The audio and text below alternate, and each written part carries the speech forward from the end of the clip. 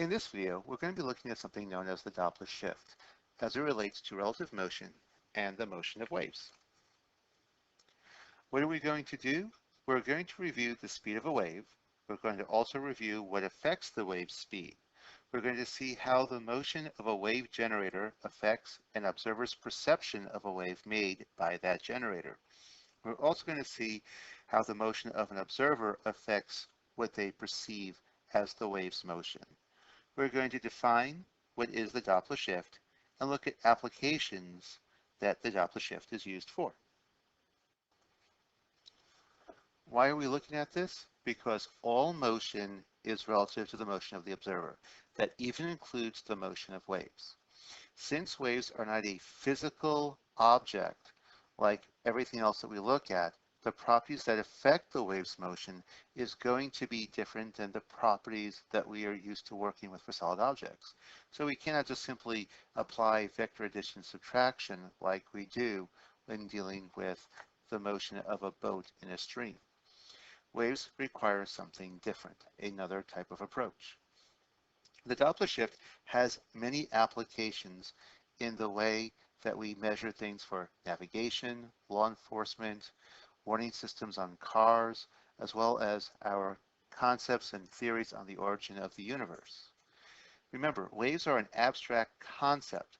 This is fairly complicated. We don't have much of a reference that we have in everyday life that we can associate with. So it takes time to develop an understanding and mastery of waves. And so again, we're looking at this early on through the year and throughout the entire year so that when the time comes that you need to understand waves, you will be able to do so because you've had the time that it takes to gain the understanding and insight that is required. So here we have a car that is going to remain stationary on a road, and we have a person who is standing still as well. If the car was to sound its horn, or if the sound of the engine was to be heard, the waves would emanate out of the car, reach the individual, and when the waves reach the person, they would hear the sound of the car. The pitch of that sound is known as the frequency. Now, if the observer is stationary and the car is stationary, then the observer hears what we call the true frequency of the car. This is the frequency that the car is generating. So if the frequency of the engine was 400 hertz, then the person would hear 400 hertz.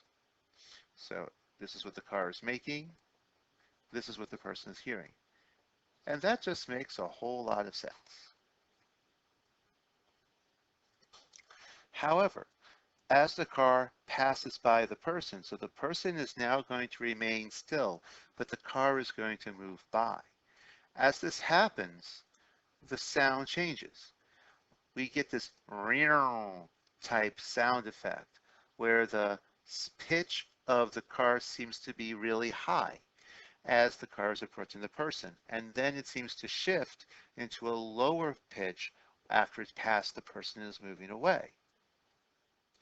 And the question is, why does this happen?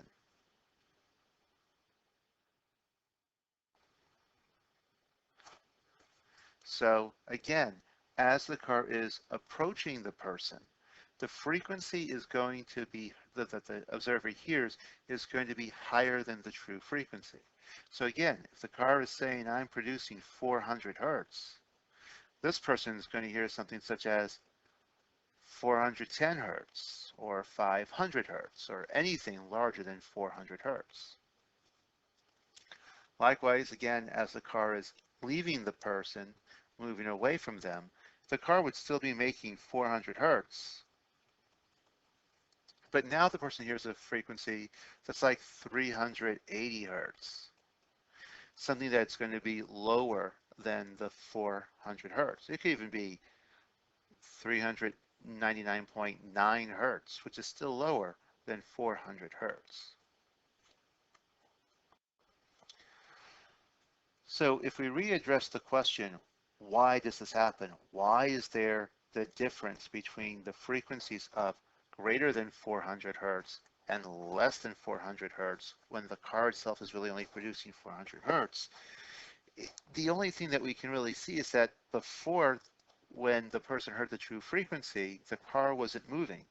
So there must be a speed application to this.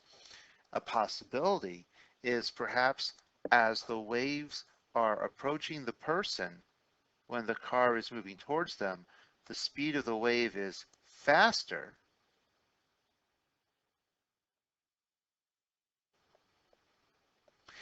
than it really should be. And when the waves are approaching the person as the car has gone by, perhaps the speed of the wave is slower than it really should be. That kind of almost makes sense. We've seen motion in a stream with solid objects, where if I am a stationary person throwing a ball at 20 meters per second, the resultant velocity of that ball relative to the ground would be only the speed of the ball, which is 20 meters per second.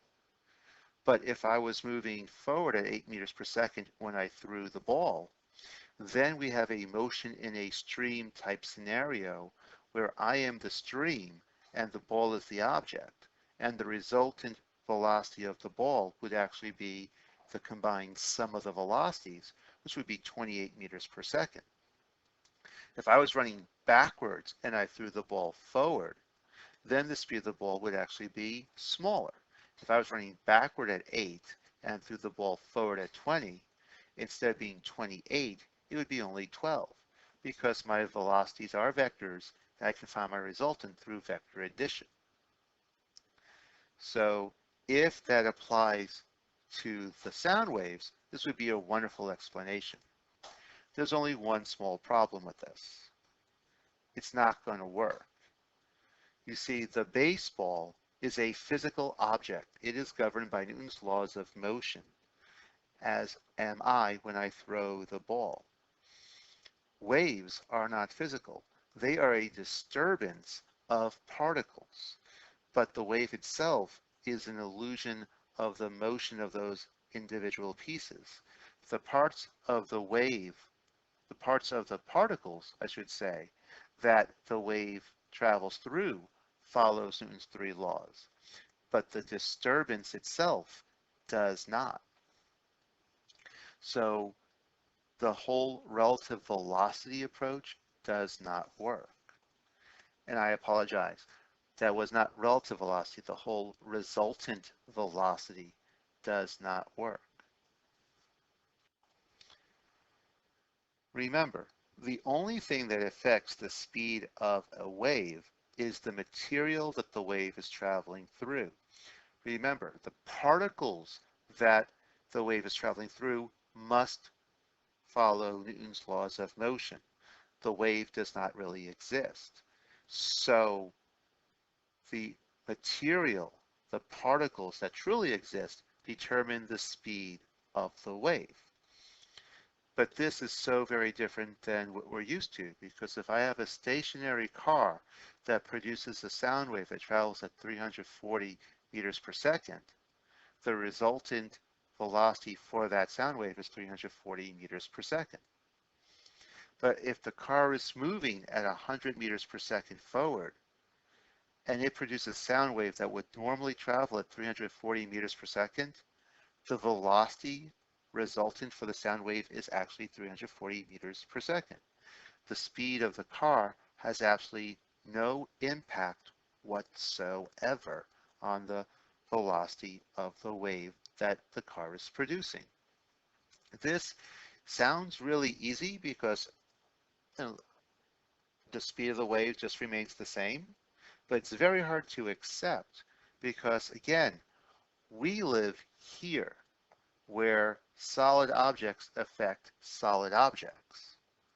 This here is an illusion that doesn't really exist, but yet we see it, we observe it.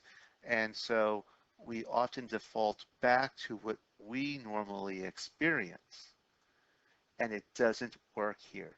The analogy of resultant velocity of me throwing an object forward as I move forward cannot apply to waves being produced by a moving wave generator. And that is in part because with the speed of the base ball, I have a lot of control in what that speed is. I can use a lot of force to throw it fast. I can use a little bit of force and throw it slow. I can use my full arm extension to maximize the speed of the ball. I could restrict my arm movement and minimize that effect. I can run forward and even increase the speed of which I can normally throw at.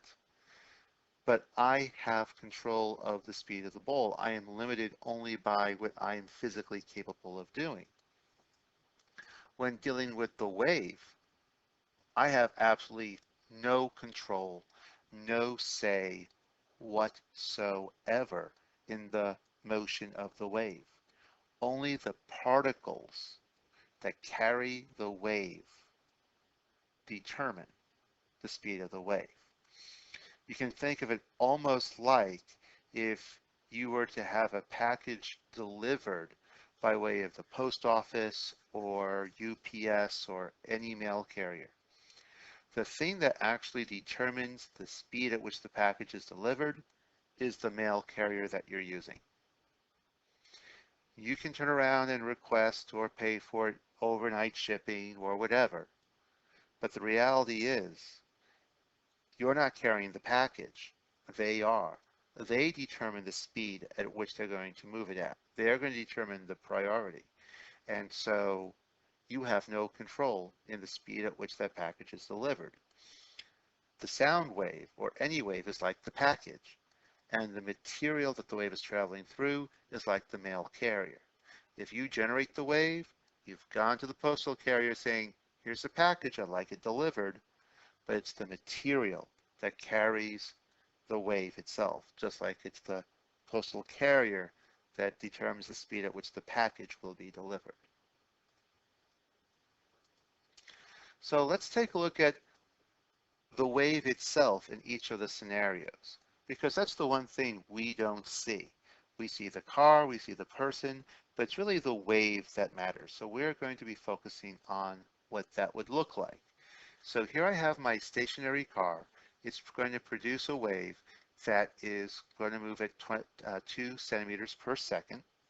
That is nowhere near the actual speed of sound, but we're going to use that so it can be easily illustrated here in our scenario.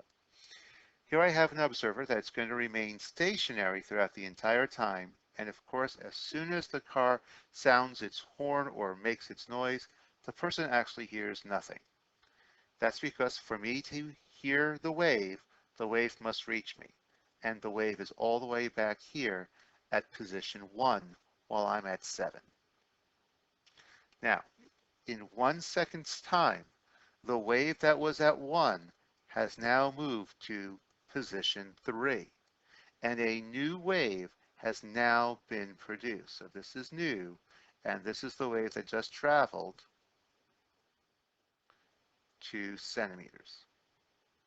Of course, I'm at a position of 7 centimeters. I'm 6 centimeters away from the car, so I don't hear anything yet. In another second, the wave that was at 3 has now moved to 5. The wave that was at 1 has moved to 3, and I have a new wave being generated right here. Again, the wave hasn't reached me, so I hear nothing. Come the 3rd second, I now hear the wave. It has now reached me. The sound will now vibrate the air in my ear canal, vibrate my inner ear drum, and so now I will actually hear what's going on. But again, the wave that was at 5 has traveled to 7, 3 has gone to 5, what was at 1 has gone to 3, and I have yet a new wave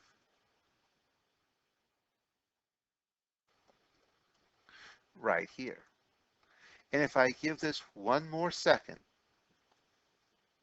I notice that one wave has passed me by in a time of only 1 second. This means I have a frequency of 1 hertz.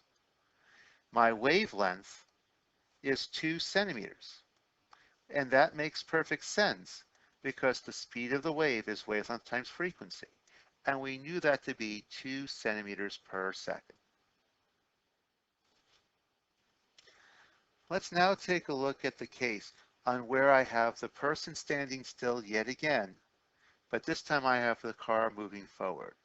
The car is going to move forward at 1 centimeter per second, while the wave it produces is still 2 centimeters per second. Initially, when the wave is being created at a position of 1, I don't hear anything because I'm at position 7. The wave hasn't reached me. And if I take a look to see what happens in 1 second, I can see that the old wave is still at position 3.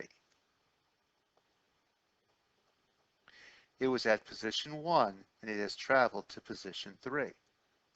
The new wave, however, is not being produced at position 1. The car itself has moved over 1 centimeter. So the new wave actually is formed a centimeter closer to the old wave than it was in the first case when the car was standing still.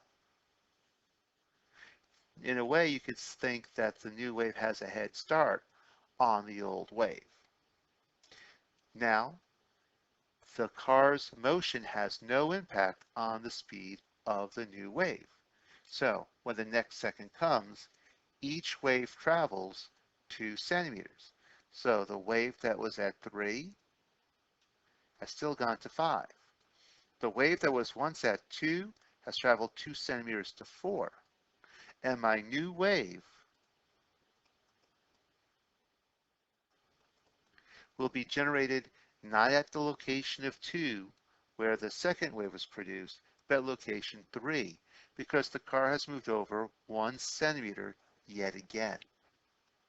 Just like the second wave had gotten a head start on the first wave, the third wave gets a bit of a head start, if you will, on the second wave. If I give this one more second, the waves now reach me. It still took 3 seconds for the waves to reach me. And again, I can see that all the waves are closer together than they were when the car would just remain stationary. If I give this yet one more second, my observer sees not one wave going by them, but 2 waves.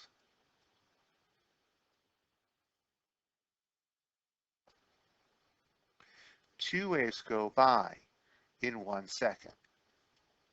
This means I now have a frequency of 2 hertz. My wavelength is the distance between my 2 compressions. So I have a wavelength here of only 1 centimeter. If I calculate the speed of the wave doing wavelength times frequency, I see I still get a speed of 2 centimeters per second, because 2 hertz times 1 centimeter is 2 centimeters per second. This kind of makes sense since it did take 3 seconds for me to hear the sound. I was 6 centimeters away from the car in the very beginning.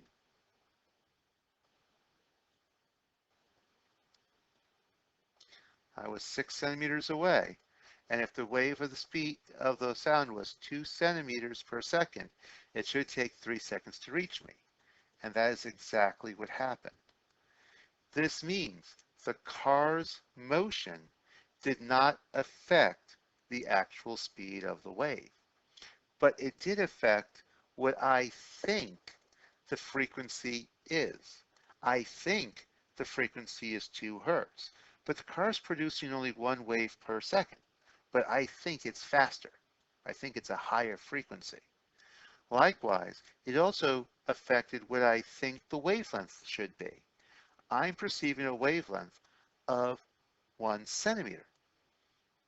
But the car is producing waves that should have a wavelength of 2 centimeters. And the reason for this shift in the observed frequency and the observed wavelength is from the motion of the wave source, the car. This shift in our observations of the frequency or wavelength is known as the Doppler shift. So when we have that car that goes by us, approaching and then leaving, we get that rear effect where the frequencies initially seem to be much higher. And that's because the wavelengths of the sound waves are smaller than they should be if the car was just stationary. So as the object that's creating the sound waves are approaching us, I have always a smaller wavelength than I should have, which results in a higher frequency than I really should observe. When the object that's making the sound wave is leaving, moving away from me, we can see that the wavelengths are longer than they should be. But that also means that the frequency is going to be lower than it should be. However, when I look at the speed of the wave, which is wavelength times frequency, the speed here and here is exactly the same. Because the thing that determines the speed of the wave is the material, in this case the air. And if that's not changing, the speed of the wave has to remain exactly the same. We have many applications for the Doppler shift. Two that are very classic is radar and sonar. In both of these situations, we send out signals from a station or from a sonar generator, which would be through sound, where the waves travel out in all directions. When they hit an object, such as a radar hitting an airplane, the waves bounce off the airplane, and because of the plane's motion, go through a Doppler shift. The waves are in front of the aircraft, come back in a shorter wavelength and a higher frequency than the waves that originally sent. Likewise, waves that are behind the plane's motion come back longer and at a lower frequency. So what happens is when the waves first come out, they travel towards the aircraft and nothing happens. Once they hit the aircraft, the reflections come back shorter in the direction of the plane's motion, longer in the way back. But we don't know about any of that until those reflected waves actually reach our radar station or our sonar detector. Once that happens, we can perceive what the reflected waves are, and from the shift, tell if you're coming towards us or away from us. If you're coming towards us, those wavelengths are going to be at a higher frequency and a smaller wavelength than we sent out. If they come back at a lower frequency and a longer wavelength, then we know you're moving away. But not just that, by the degree or the amount at which the frequency has changed, we can actually determine how fast you're going. So we can actually tell not just where are you from the time it takes for the echo to come back to us, but also where you're headed and how fast you're going. And even from the strength of the echo, we can actually even determine a bit your size. Law enforcement often uses something known as a radar gun to give you a speeding ticket to track how fast you're going. And the way it works is literally the same way as the radar system. It sends out a signal where it has a set wavelength and frequency. When it hits your car, the reflected wave is recorded back on the radar gun when it echoes back. If you're moving away from the police officer, the reflected wave will be at a lower frequency than what the gun set out. And if that shift is too big of a shift, you get a speeding ticket because you're driving away too quickly. Likewise, if you're moving towards the police officer, the reflected wave, like we see up here, would be shorter in wavelength and at a higher frequency. And again, if that shift is too big, they can catch you for speeding. We also have the theory on how the universe was once formed by a large bang, on how at one point the universe was an incredibly small point, and then for some reason it just exploded out and the universe is expanding.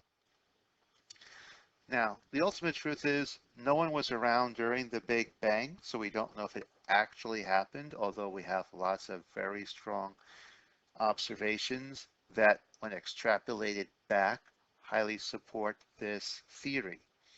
Now, one of the ways we developed this theory is because as we observe the distance between our different galaxies, we notice that the galaxies are all moving away from each other.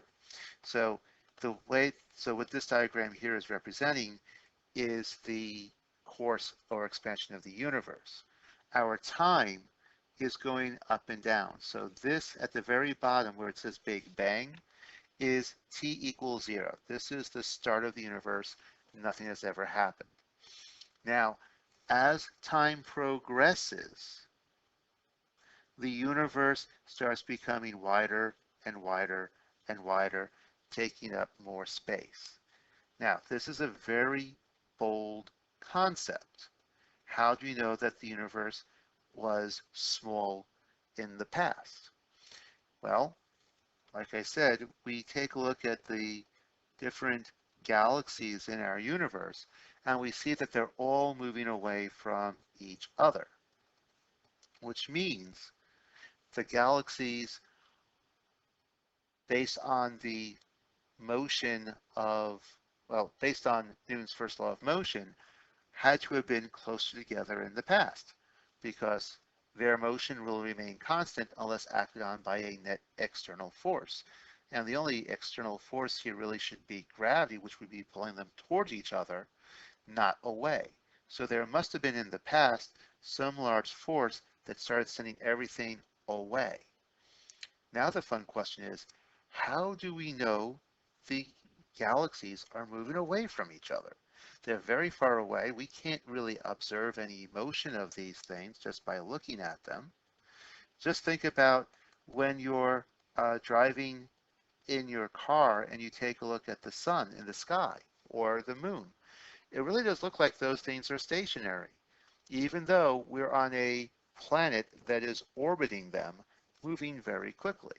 And the reason for that is they're just so far away that the angular change is so small, we just don't really notice it unless they have a prolonged period of time.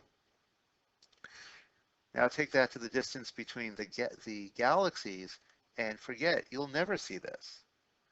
But when we measure the wavelength of the light that is coming from the stars inside those galaxies, we see that the wavelengths are actually longer than they should be. This means that the galaxies are moving away from us. So the Doppler shift allowed us to also develop, in part, our origin theory of the universe, which is the Big Bang.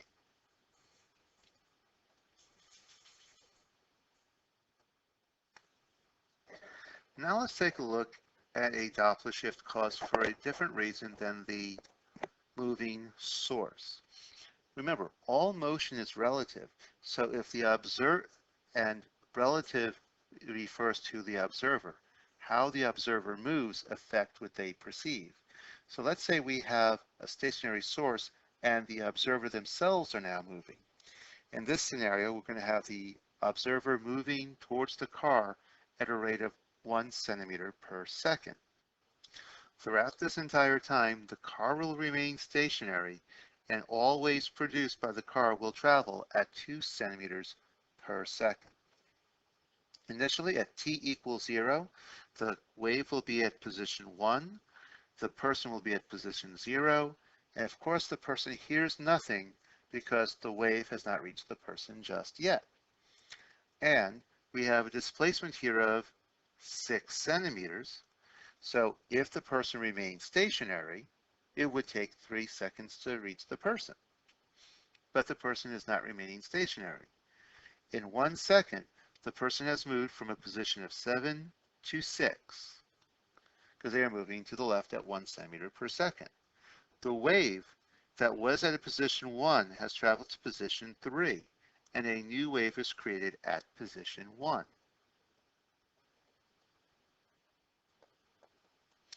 And of course, the person hears nothing because the two have not reached each other.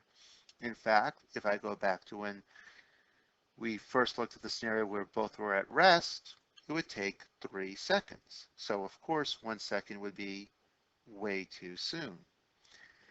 But when I get to 2 seconds, the person actually hears the sound. That's because the original wave has traveled 4 centimeters from 1 to 5, because it went from 1 to 3 and then 3 to 5. But the person also was moving closer. They had moved from 7 to 6 and now 6 to 5. So in a time of 2 seconds, the person now hears the sound wave.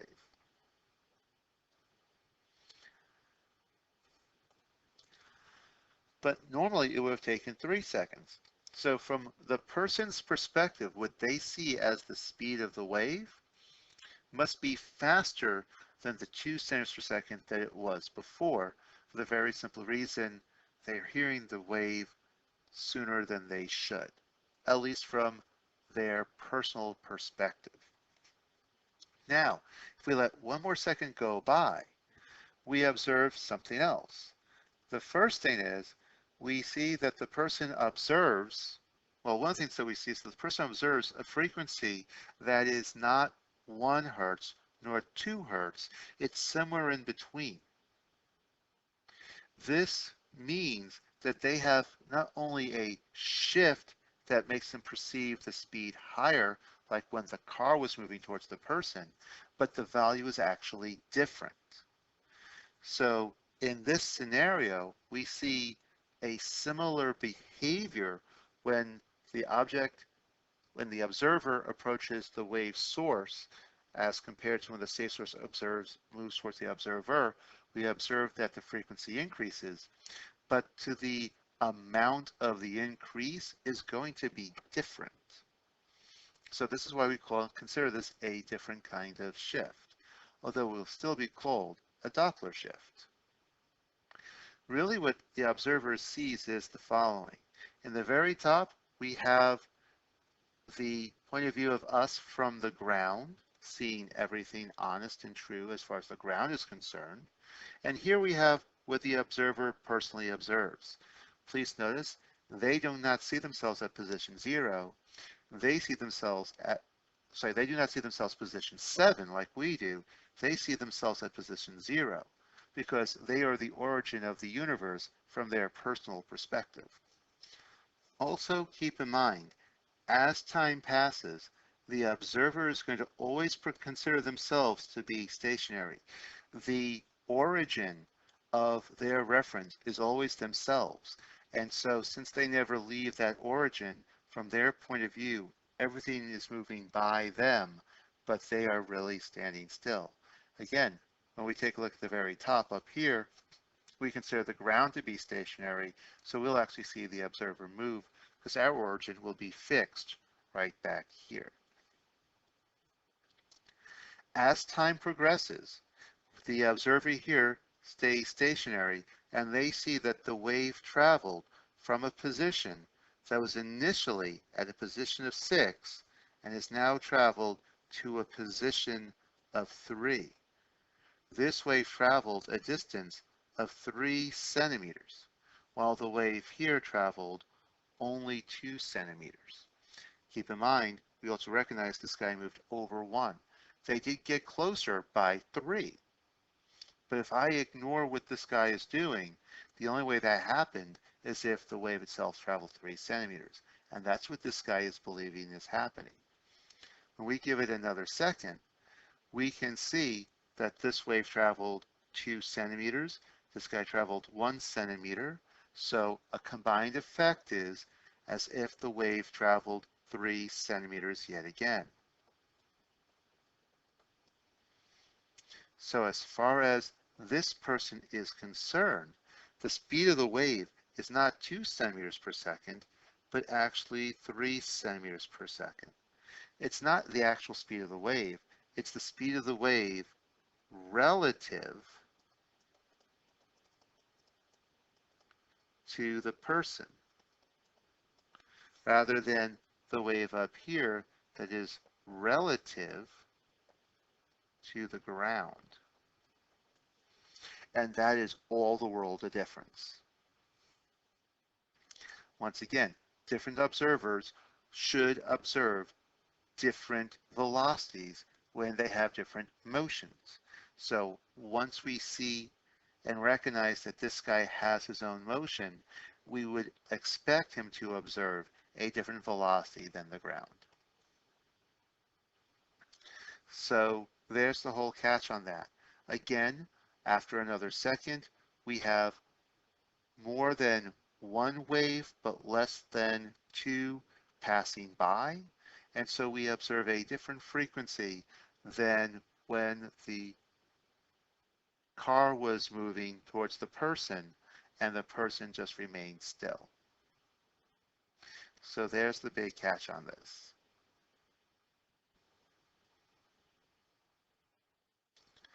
So once again, from the person's perspective, they observe a velocity of 3 meters per second to the right, which is faster than the actual 2 meters per second, and the frequency of the wave is greater than 2 hertz. Remember, all motion is relative. That means it's always based on what the observer is seeing, and the observer's behavior affects what they see.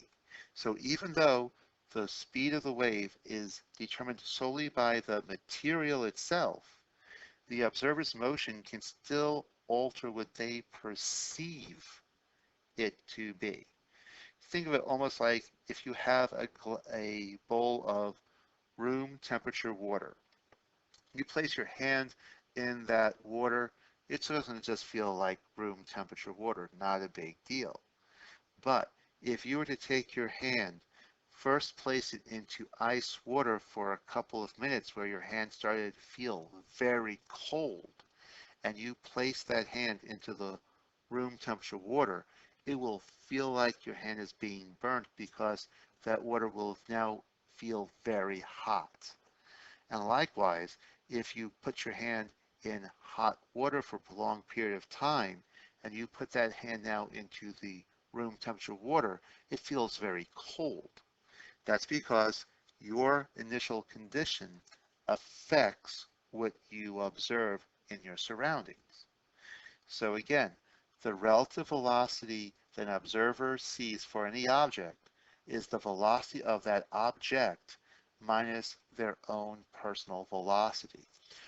And these velocities for both the object and observer that we're subtracting are relative to an outside stationary observer, often referred to as the ground. Remember, when I subtract vectors, I'm actually adding the opposite of the vector itself. So while the person is moving 1 centimeter per second to the left, when I subtract it, I'm actually adding 1 centimeter per second to the right to the velocity of the wave itself. So I get a resultant of 3 centimeters per second. The Doppler shift is when an observer observes a frequency that is either higher or lower than the wave's actual frequency as produced by the generator making it. This shift or change is because of the motion of either the source of the wave making it, or I should say or the motion of the observer. Because I could have a stationary observer and a moving source. I could have a stationary source and a moving observer. I could even have both of these things moving. Keep in mind that we're always going to have two kinds of Doppler shifts. However, they're both just called a Doppler shift. Now, we're not going to get too much into the mathematics for the course, but you will have to be able to explain why there are two different shifts. And the best reason for that is the perception of the speed. When I have a stationary observer, the speed of the wave must always remain constant regardless of the speed of the source, so I have a shift in frequency to compensate for the change in the wave length. However, if my observer is moving, then we actually change our perception of the speed of the wave. And that's why we have a different shift.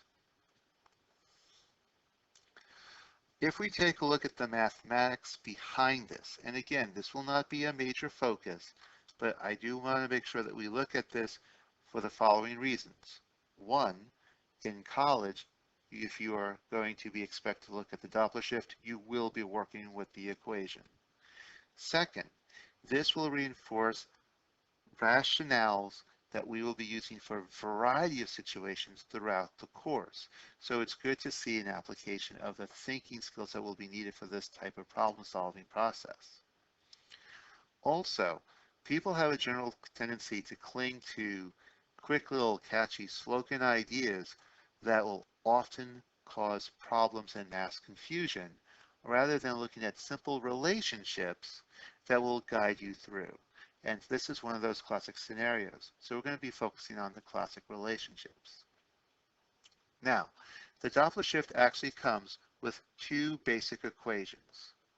We have one where I have a moving observer and the source of the wave remains stationary, and one where the observer remains stationary and I have a moving source.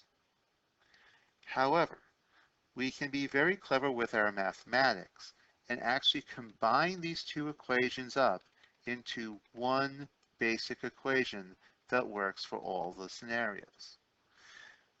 Please notice, all we're really doing is multiplying this top expression here to the frequency in the very top here. This is the base equation that you will often see. If you were to type in the Doppler shift equation on internet search, you often don't see this one nor this one. You just see this one right here because it takes up less space, and this will work for any given scenario. But now, when you see this one equation, you start to think there's only one kind of Doppler shift because I have only one equation. Well, I don't. I really have two equations that are combined up because there are two different kinds of shifts that can happen, either one at a time or together, depending on the scenario. Now let's say I'm in a scenario where I have a moving observer, but my source does not move. If my source does not move, this whole expression here is going to be 0. This is 0, and 0 divided by the speed of the wave must become 0. So I have 1 plus or minus 0. So this whole thing just becomes 1. So the reality is, this equation just became the equation for a moving observer if my source is not moving. And likewise, if my source is moving, but my observer remains at rest, then this velocity must be 0. 0 divided by the speed of the wave, well, 0 divided by anything is 0. 1 plus or minus 0 is 1. F times 1 is F. So all of a sudden, if the observer is stationary, this equation reduces back down into the one for a moving source and a stationary observer. So we're not going to stress over these two top equations. We'll just refer to this bottom equation because it works for everyone because, again, it is the two equations combined up. The thing that will often confuse people is the plus minus symbols. Sometimes we'll have to add, sometimes we'll have to subtract. And this is where people often develop a very bad mental strategy. They start to try and memorize, well, under what circumstance should I add? Under what circumstance should I subtract? And that actually can cause a fair amount of confusion because I'm dealing with the motion of an observer as well as the motion of a source. I have two different things going on. I have two different things going on. I have two different ways that the waves could change. Whether or not the observer is moving towards me or away from me, whether the source is moving towards the observer or away from the observer.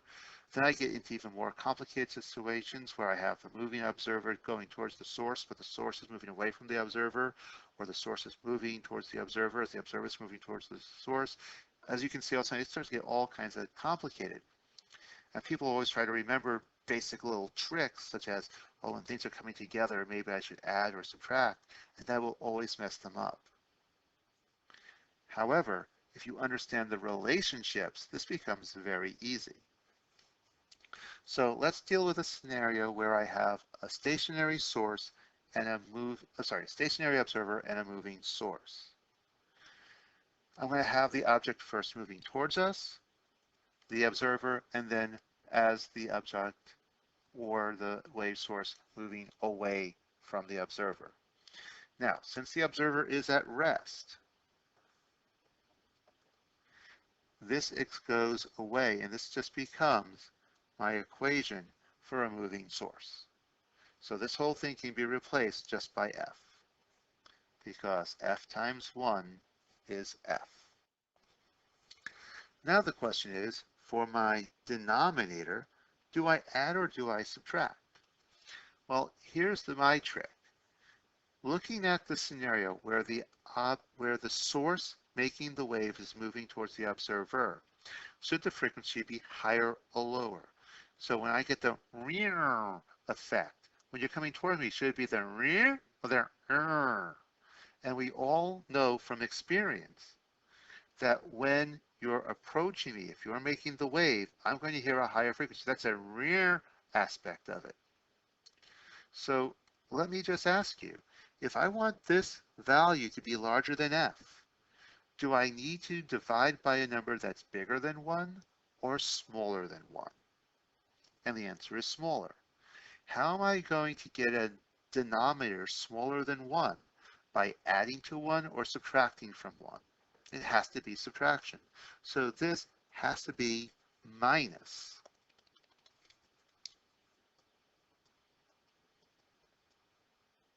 source over V wave, for the very simple reason that's what I need to do to get the frequency to increase.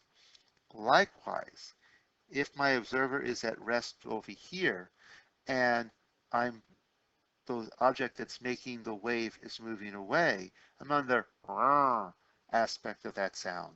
The frequency is lower than it should be. The only way I'm going to get this F prime, the observed frequency, to be lower than the true frequency is if I divide by a number larger than 1. That only happens if I'm adding and not subtracting. Please notice, I am not saying when they get closer together, subtract. When they are moving apart, add. And there's a very important reason why I'm not going to say that. And you will never hear me say that, except in the case where I'm saying I'm not going to say that. And that reason is if I have moving observers. Here I have a car that's staying stationary.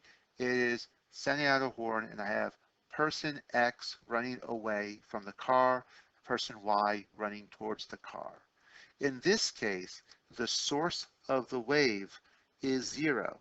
It is not moving. So the whole bomb expression reduces down to 1. So I can ignore dividing by 1. So I'm left with just the equation for the moving observer. Now, who should hear a higher frequency? The person running away from the car or the person running towards the car? And very honestly, if the waves are coming this way towards the person and they're running into those waves, they're going to get hit by the waves way more frequently. That means I need this frequency here to be higher than F. So do I have to multiply F by a number that's less than 1 or greater than 1? To get a number larger, I have to multiply by a number larger than 1. Here, this frequency has to be lower than F. The only way I'm going to get a frequency lower than F is if I multiply by a number that's less than 1. So I have to subtract from 1 for this to be actually lower. Now, please notice, these guys are getting closer together, and now I'm adding. These guys are getting further apart. Now I'm subtracting. Please notice it was the exact opposite when I had this. And the reality is, here, it's not that I have them getting closer together. I have the source moving towards the observer. I have the source moving away from the observer. Here, I have the observer moving towards the source. Here I have the observer moving away from the source. These are two very different scenarios than the ones I have here. But the human brain is incredibly lazy. Instead of identifying who's moving towards whom, we often just say they. So they're getting closer together over here. They're moving further apart over here. So over here, they're getting closer together. Here, they're getting further apart. And I'm seeing exactly opposites in the mathematics because it's not they. Here I have the observers approaching, the observer moving away. Here I have the source approaching. Here I have the source moving away. Very different statements. So what I've learned to do, instead of clinging to those things, I just look at what should the wave do? What should the frequency change be?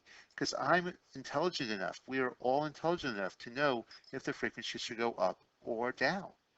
When the observer is approaching into the waves, the frequency should get higher. So I just ask, what do I need to do to make the frequency higher? If I know the frequency should get lower, I just ask, what do I have to do mathematically to make the frequency lower? Physics has always determined what mathematics does. Mathematics has never determined what physics does. The problem that we have with understanding that is math is very good at making predictions. And we often learn math before we learn the science. And it's often easier to say, well, if you just look at the equation, you'll see why this is happening. And that's never the case. The reason why things are happening is the reason why the equations work the way that they do. The universe dictates what the math is. The math never dictates what the universe is. If we take a look at the most complicated of all scenarios, where I have a moving source and a moving observer, people often get confused on this because of those whole trying to memorize, if something's moving closer together or further away. But if we look at this and take it step by step on what should the frequencies shifts be based on the motion of the object and observer, this is actually very easy to work with. The first thing is looking at our big overly convoluted equation, we're set because I have a velocity of the observer and a velocity of the source. So I'm going to just plug those numbers into the equation. The thing that will be most confusing for people yet again is the plus or minus. Which one do I use? And some people think the plus or minuses have to be the same on top and bottom. And sometimes they are, and sometimes they're not. There's no requirement for them to be. So I'm going to just take a look at how each object, the source or the observer's motion, would affect what the frequency should shift to be. So if I look at the source first, I'm going to ignore the motion of the observer. The source is moving towards the observer. So regardless of what the observer is doing, because the source is moving towards the observer, the source should be shifting the frequency to be higher than the actual true frequency. Looking at just the source as part of the equation, the only way I'm going to get a higher observed frequency than f is if this is subtraction. And that's because I need to divide by a number less than 1 to increase the value for my answer. So I know that this here must be 1 minus v source over v wave. What about the observer's motion? I don't care. I'm not looking at that yet. This is just what the source is trying to do based on its motion. Once I've done that, I will now ignore the motion of the source. And I'm going to focus on the motion of the observer. The observer is trying to move away from the source. So this means the frequency that the observer should hear would be lower than the true frequency based on the observer's motion. So this needs to be a subtraction here. So I happen to have a subtraction on top and a subtraction on bottom. But had this person been running toward the source, then I would have to increase the frequency, so I'd have to have addition. Now, whose motion has the biggest impact? Is the net frequency observed higher or lower than the true frequency of 500? We'd actually have to do the math to figure that out. But this is how we would solve a problem that is the most complicated. And when you just think about what should the frequency shift be on how the source is moving towards the observer, should it go up or down? How is the observer's motion affecting what it should observe? Is it running into the wave, so it'd be a higher frequency, or is it running away from the wave, where it's a lower frequency? Once we do that, this is actually very easy to work with. So we're focusing a little bit on the math here, just to really drill into the mind here, the realization that we are going to have to focus on not little cute quotes so the math can guide the science, but understand the science so that it can guide what we do mathematically. All right, that's going to wrap us up. So um, if you've gone through this and you think you have a good handle on this, if it's making a fair amount of sense, you are really great for class. You're going to have a very easy time with what we're doing.